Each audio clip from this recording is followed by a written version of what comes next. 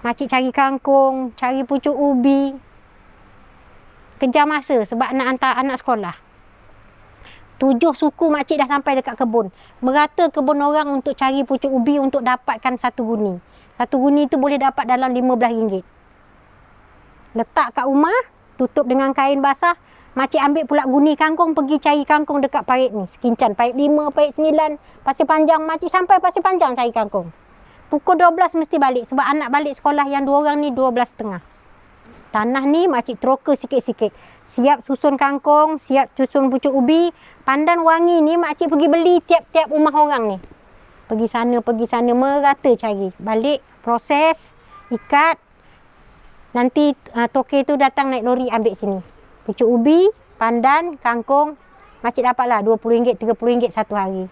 Yang pertama, dia lepas SPM, makcik tak sekolahkan. Dia kerja kilang cat.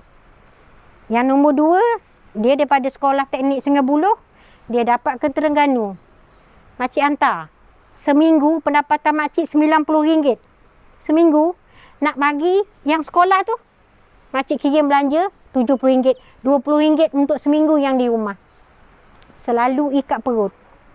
Yang kecil tu selalu cakap, "Mak, nanti bila abang dah habis sekolah, kita beli ikan ya mak."